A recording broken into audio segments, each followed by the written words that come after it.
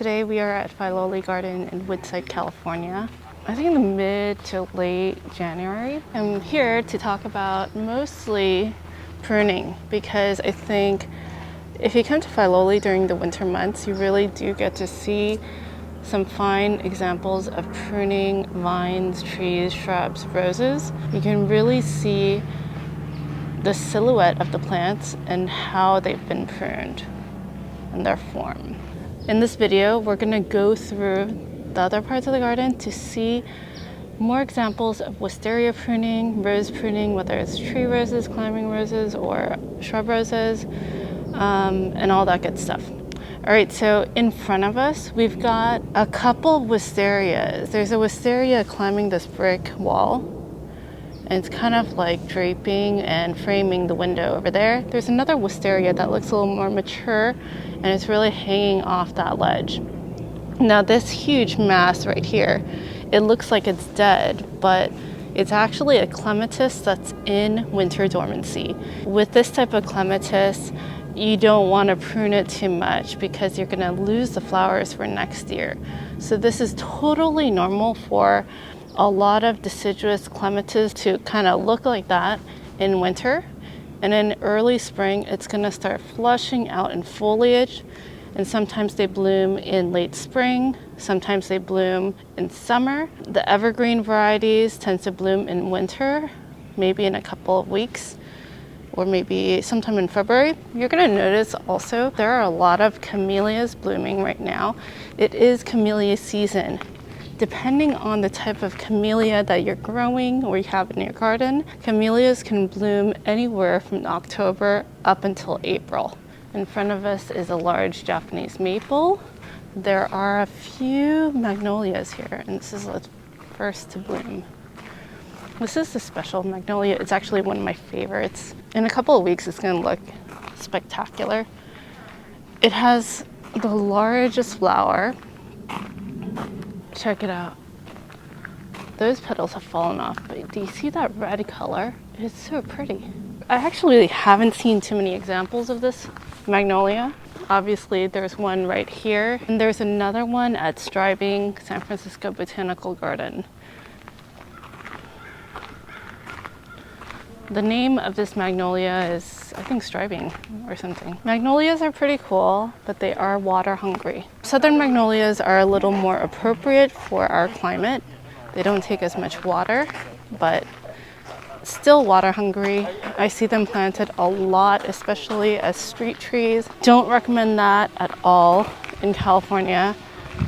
So water hungry, creates a lot of shade. It gets very big, and it also has surface roots.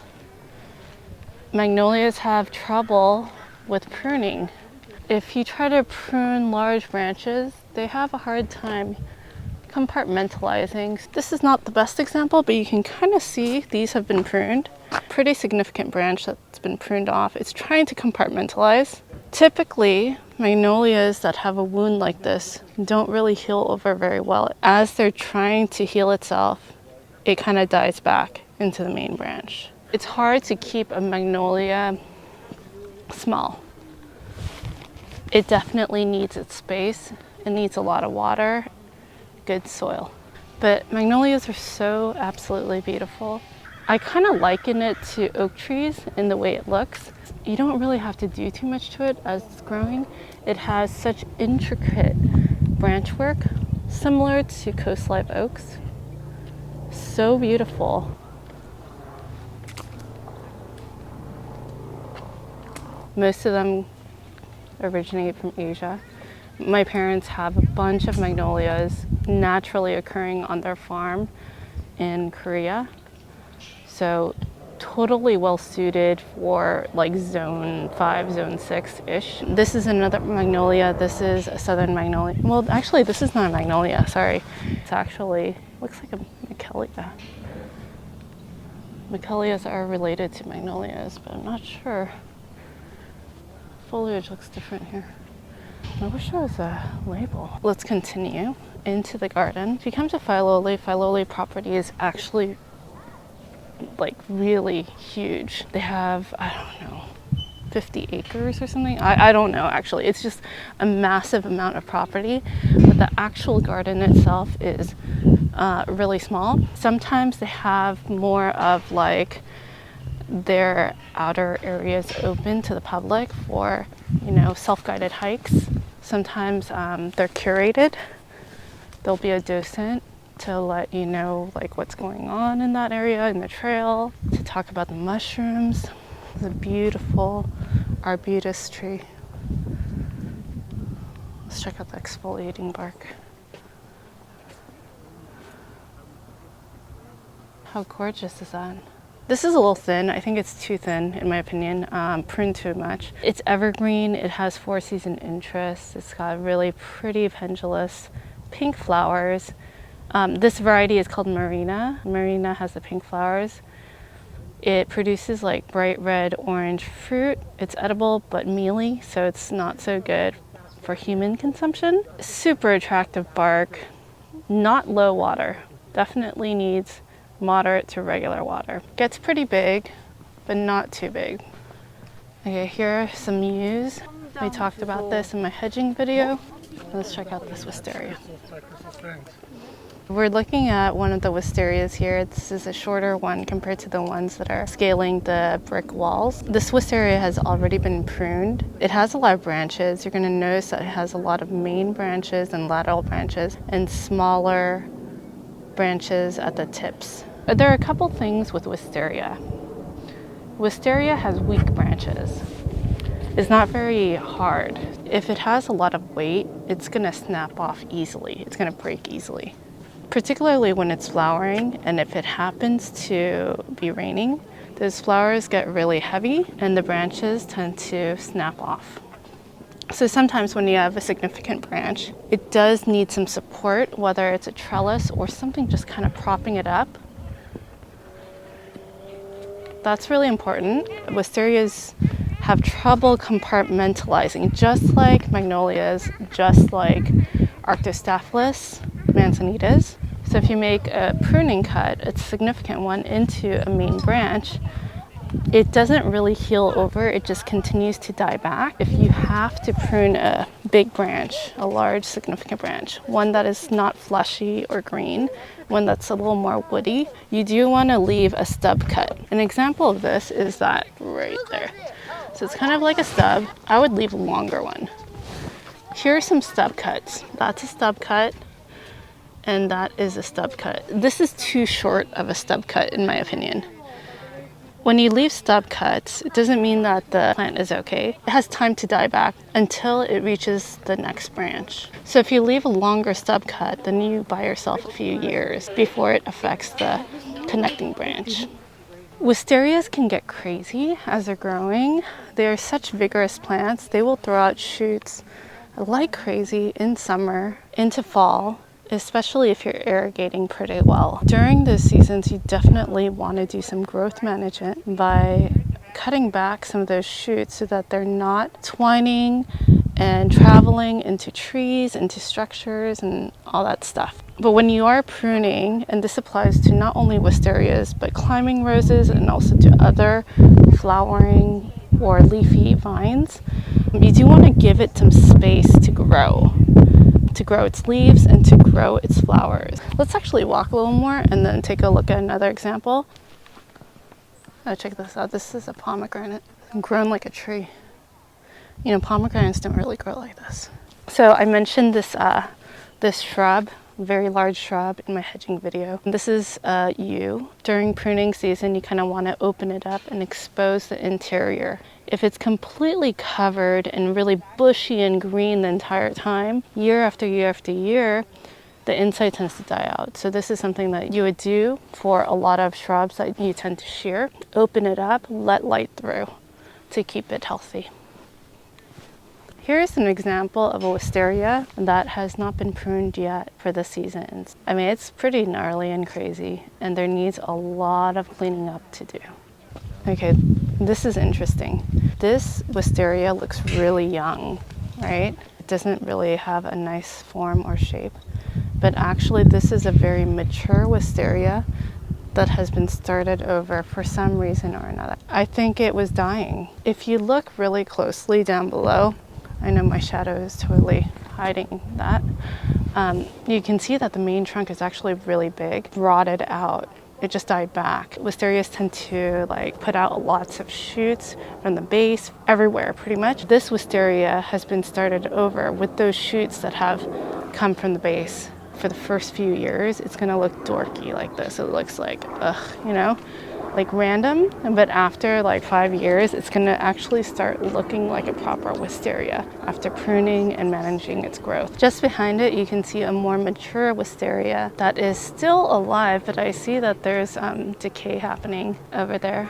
We'll take a closer look at it in a little bit, but it is really beautiful. It just frames the brick wall. Looks great in winter if it's been pruned properly. Such a pretty plant, but definitely high maintenance. All right, here's another arbutus. This is not Marina. I think this is Unedo. Flowers are blooming. They're so pretty, right? This will fruit too. You can kind of start seeing some of the fruit. I think this is from like late season, you know. It's pretty, it's really ornamental. Yeah, I really like this tree, but it's not really appropriate for an area like a street tree or by a pathway because the fruit does create a lot of litter. I mean, it drops, it gets messy. It needs to be in a garden bed, a good amount of space. That's the ideal. So check it out. This is another pomegranate. It's a dwarf one. There's still some left. So cute. Oh, look at this. It really looks like Christmas ornaments. I love that.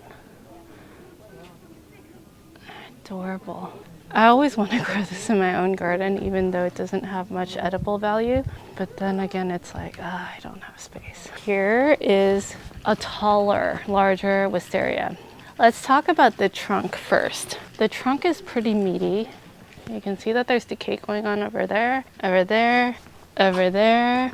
Oh wow, there's a lot of decay going on over here. Over here, it's totally normal. This is what wisterias do. If they have broken branches, trunks, if you prune it incorrectly, totally normal, it's gonna die back. I think that's what happened to that one wisteria. Is it, not this one, it's behind that ledge. It probably was as mature as this trunk, died back. They had to start it over with new shoots. There's some new shoots down there, right? If you are brand new to growing one and you have a really young plant, or you're trying to renovate it, you're trying to restart an old one that's decaying like this. Usually you take a few of the long shoots, like 2 or 3 of the long shoots, and you twist them together and you splay them out and secure them on a trellis. Over time, that wisteria, those shoots are gonna grow. They're gonna grow thicker. They're gonna grow longer. They may produce lateral branches, but the main thing is that they're gonna grow thicker. They're gonna have more girth, and over time, those 2 or 3 branches, those shoots, fuse together and become a single trunk, and that's what is happening here. We can see this with this branch and that branch. So those were originally like green, fleshy, young shoots. When they were twisted together, they're fused here. Let's talk about the supports real quick. Over here, it looks like there's some sort of suspension thing to hold up this main heavy branch. There are some more supports. Can you see the supports like there, there, there? Wisterias need a lot of support. Just a flimsy wire doesn't cut it. If you have a wooden arbor trellis, like something really solid, that would be ideal. These branches are heavy and they can't hold themselves up very well. If you think about wisterias, their natural habit is to twine and climb, crawl into things. For instance, like say you injure yourself, say you like break your ankle, your knee or something like that, and you're trying to walk and there's someone nearby. So you're relying on that person to walk. Like you can't do it yourself. You're kind of moving with that person. So the same goes with wisteria. That's like kind of their natural habit. If you prune it, you're kind of removing their natural way of surviving and holding itself up. You need some solid supports. Let's look at the branching and how it's been pruned. Let's look at this one. This one, I think you can see it a little more clearly. So I learned how to prune wisterias. I'm not super pro at it. I don't think you have to be pro. I mean, we're not trying to create like a fine garden, botanical garden, Filoli at our home, but there are a couple of things that are helpful in pruning wisterias. I learned this from taking an aesthetic pruning class at Merritt College in Oakland. I also learned some of these tips from one of my garden mentors, Ella from Gamble Garden. She's taught me a lot. Wisteria has large flowers. Large, sometimes really long flowers. Wisteria also has like a bunch of foliage. Their leaves are pretty big, they're leaflets, right? So they need a lot of space. If you have something that has a large flower or large leaves, it doesn't look so good when it's crowded together and squished. When you're pruning wisterias, you kind of want to visualize, well, how big is that flower cluster gonna be? Clusters usually come off these shorter branches. They're budding up right now, so this is gonna be a cluster. It's a pretty big cluster. I don't know, imagine like a bunch of grapes, okay? Some grapes, you know, like flower cluster here, here, here, here, here. They're big, and the flowers usually come on before the leaves. Thinking about that, how much space does that flower need? How much is it going to weigh down the branch? Because those flowers are heavy. And then try to space out the branching that way. There are sparse branches over here. It looks like there's nothing right here, right? But then towards the tips where it flowers, it looks like there are a bunch of branches clustered together. It kind of looks like a waterfall. Not everything is on the same plane. The main branches, they're kind of like staggered, right? There's plenty of space. You can move around it, it's not crowded. When it comes to like all those smaller branches, you don't need to have a bunch. You could have like 3 to 5 small branches in a cluster, another 3 to 5 in another area. So right now I see about 1, 2, 3 main areas. There's a cluster here, there's a cluster there, there's a cluster there. With these, I actually like using my hand for gardening a lot as a measuring tool. So sometimes when you have, you know, when you want to create something like this and you want to space out these branches, how do you decide where to cut? I use my hand and I measure this way. About this much is the minimum to kind of space out those branches. So here's a branch, here's a branch. This is a little closer, but the cluster is over there, so about that much. These flowering, I don't know, spurs, or what do you call these? I'm not even sure what you call these. Where the blossoms are going to come off of, those little tiny branches, those nubs. Imagine having your hand, right? Whether it's like this or whether it's like this, and just imagine 3 or 4 fingers, maybe 3. Let's do like this. With the thumb, the first finger, and the middle finger. Imagine this and spread out your fingers as far apart as possible, whether it's upright, like facing upwards, or whether it's hanging down, okay? This is kind of how you want to space out those flowering branches and prune them about this much space. If you look, kind of looks like that a little bit, kind of. They look kind of like a hand, right? Like this one is, my hand doesn't move that way, but you know what I mean? That's what you do. All right, let's keep on walking and check out some other examples. Wisterias are so vigorous and they do interesting things with their branches as they twine. So you have a really wonderful opportunity to make it interesting looking. Wisterias are a great plant to make it look like it has character. And what I mean by character is like, give it a personality, pretend it's a person with its own unique personality. Personally, I think it's really boring if you keep wisterias all uniform. It's way more interesting and compelling, dramatic, if they're kind of asymmetrical, off kilter. They have their own personality. So this is a good example of it. Who thinks about letting a branch grow on the floor? Right?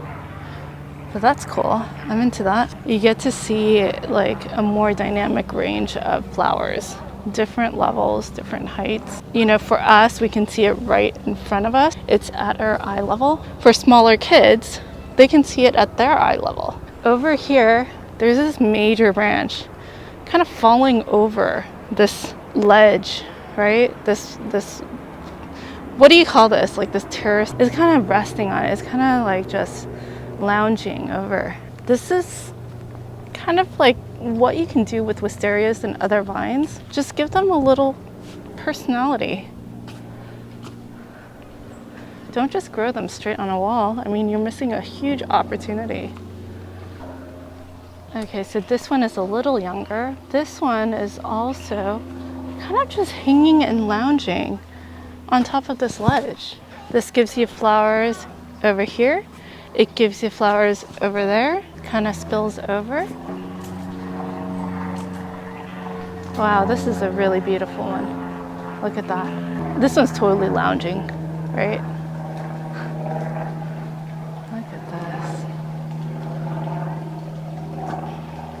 You see spaces between the flowering branches. You can clearly see the branch work and the silhouette, but you see really large spaces between the main branches. That's beautiful. Oh, look at this one. This one is a wisteria that's grown bonsai in a container. All right, let's check out another flowering vine that's not wisteria. It's just as vigorous. This is called the Camellias. It's a trumpet vine. It has beautiful red, orange flowers. Very vigorous. It can be weedy or it can sprout up randomly in your garden. That's kind of like one of the downsides. It grows really vigorously. It's being pruned like a wisteria. You know, keep it tight. See, this is part of the Camellias too. You don't need that many branches, but space them out. Here's the view of the Camellias trumpet vine. Very few main branches and very short, stubby, smaller flowering branches that are spaced well apart. So again, think about this for the smaller flowering branches.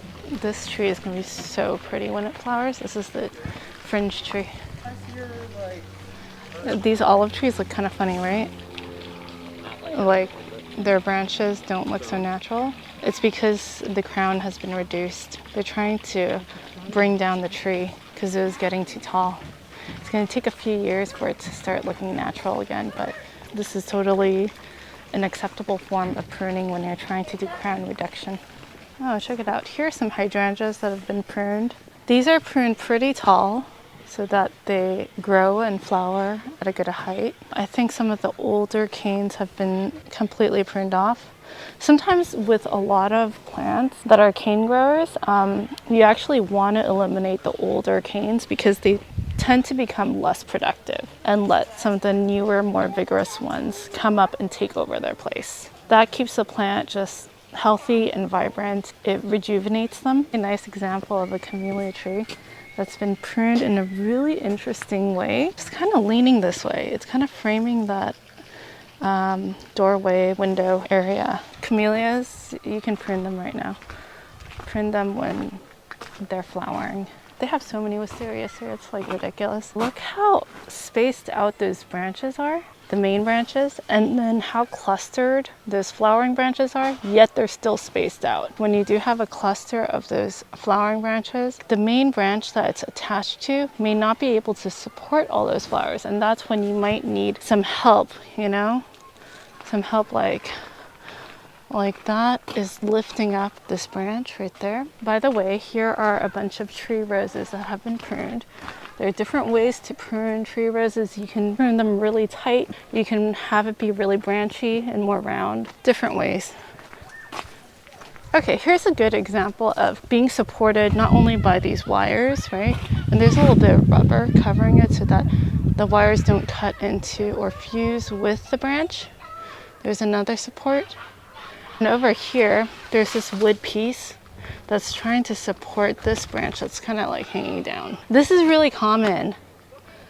You're gonna see this a lot, this type of support. Usually it's notched, right? You're gonna see that a lot at public gardens with very mature wisterias.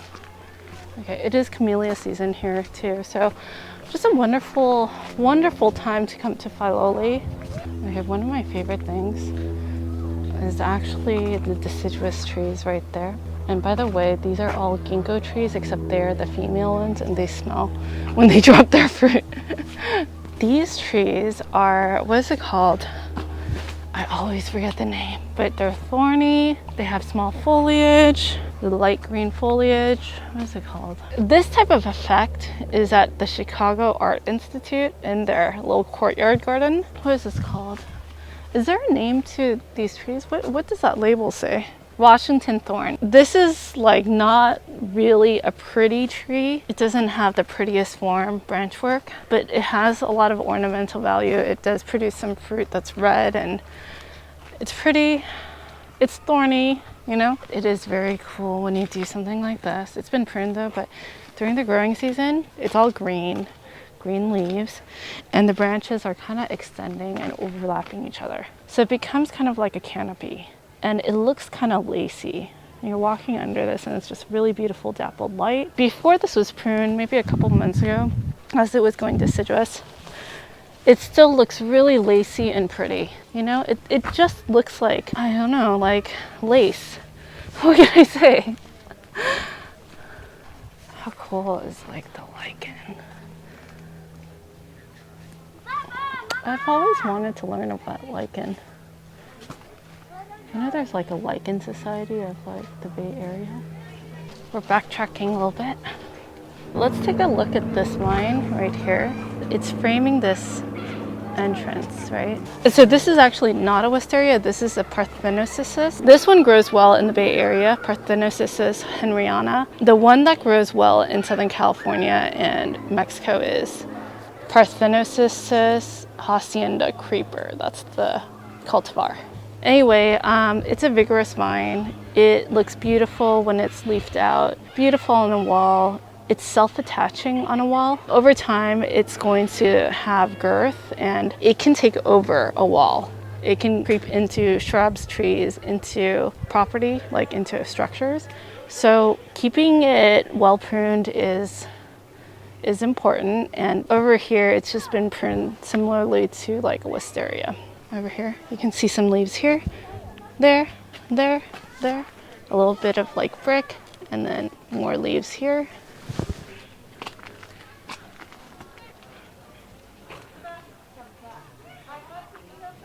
The same vine.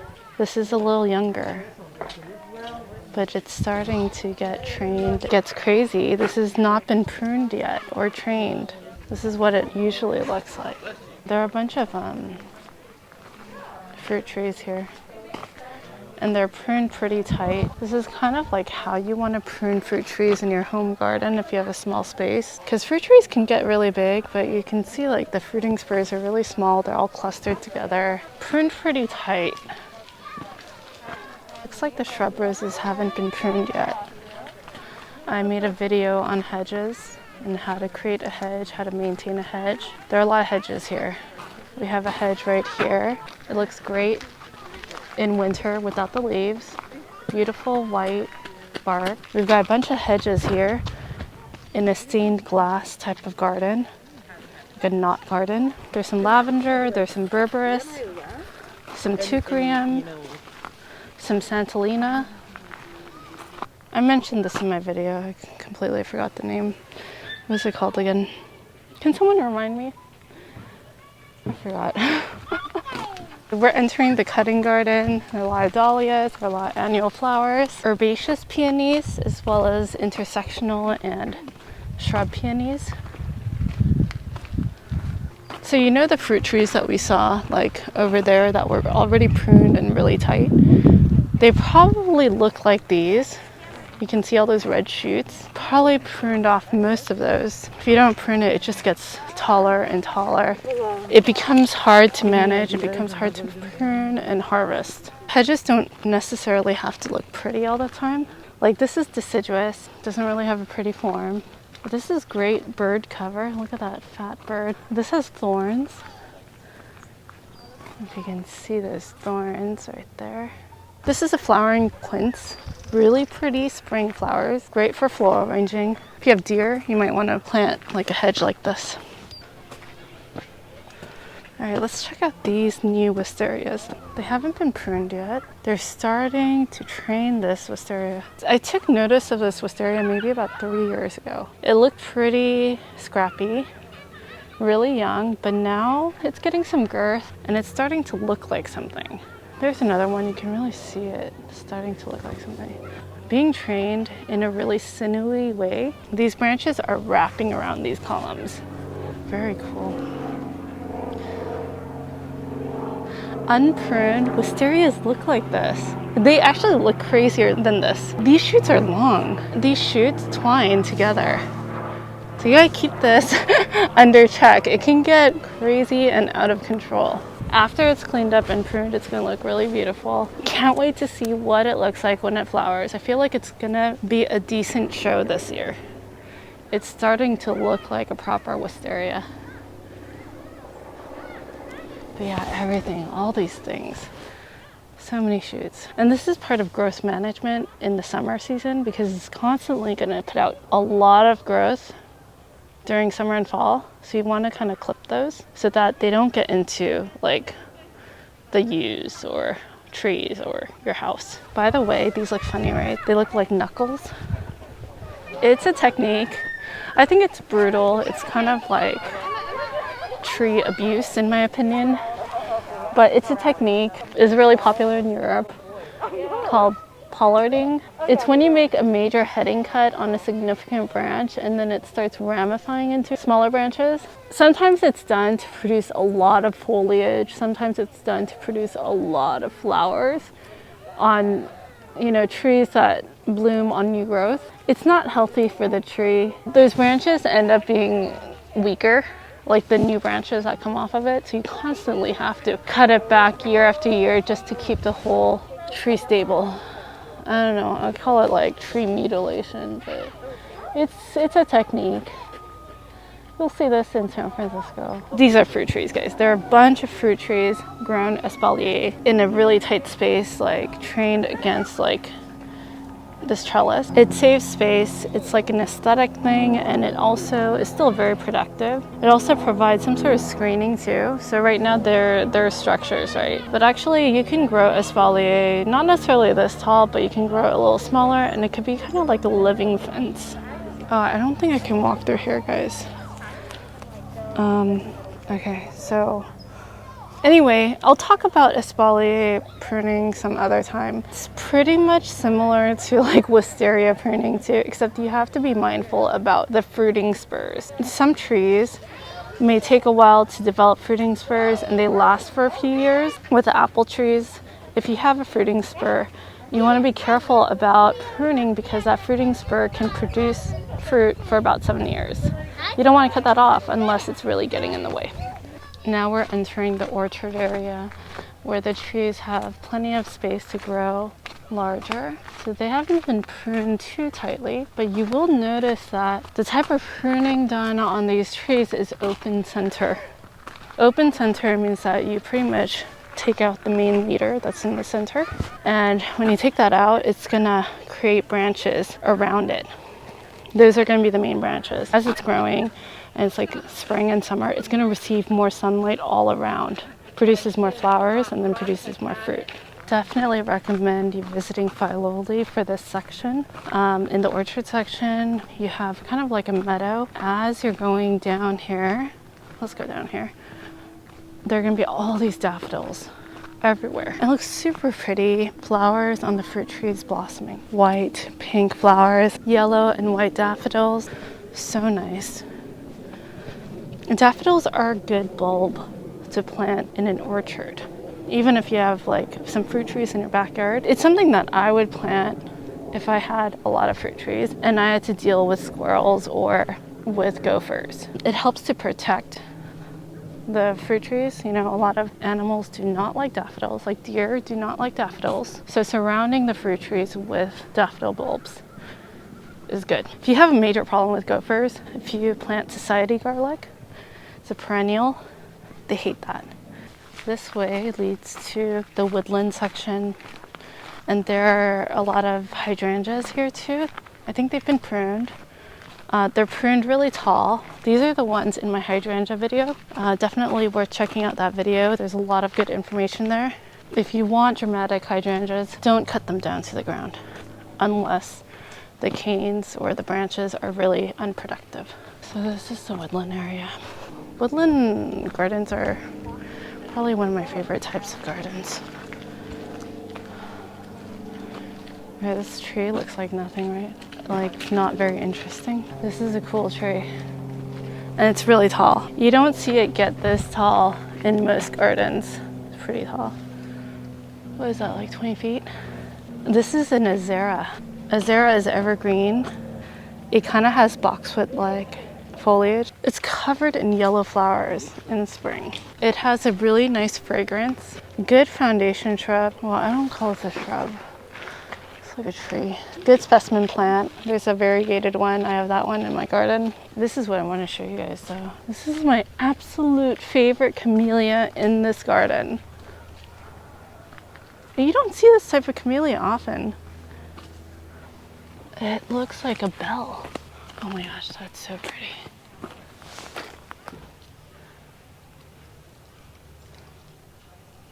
Actually, there are two camellias that I really like and they look similar. It says Camellia saluenensis, Japonica Holland Orchid. Let's check out the other one that looks really similar. It's over on this side. Oh my gosh, I love these camellias. This is so pretty. Okay, so check this one out.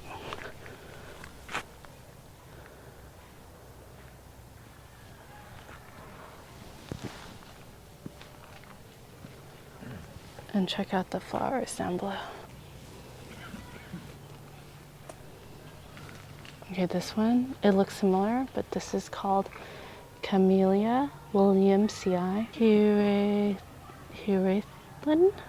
So many good things at Filoli. I mean, every month there's a big show on something. Camellias or dogwood or hydrangeas or Japanese maples or magnolias or roses. So many beautiful things. It feels so good to walk through this part of the garden. There are a lot of camellias here and you get dappled shade because they've been pruned like little trees. Like these are all camellias, but they're not bushy. They don't look like a shrub. They look like they have a nice elegant form because they've been pruned this way. You can kind of see through it.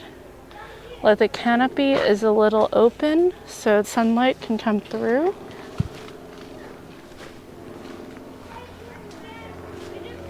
This is so pretty too. I just love this plant. This is a ribes. And this is the white one. Icicle something. Here's another ribes.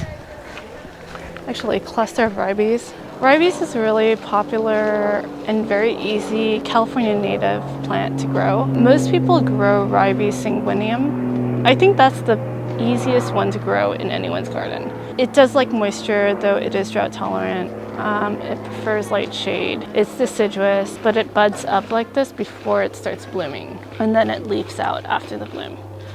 So I love when plants, whether it's a shrub or a tree, when they are deciduous and they start budding up. That is like the prettiest moment in plants, in my opinion. So I did make a video on how to show off your spring flowers for deciduous plants, like if you have a deciduous flowering specimen plant. And in that video, I use ribes as an example. But basically what you can do to just really highlight the flowers of this plant is remove all the noise. Yeah, it makes a huge difference. Here are some camellias that have been renovated. The crown has been brought down. They look a little funny now. They're gonna look fine in 5 years. Here we've got some more vines or climbing hydrangeas here. This one's a young one. Climbing hydrangeas are self-attaching.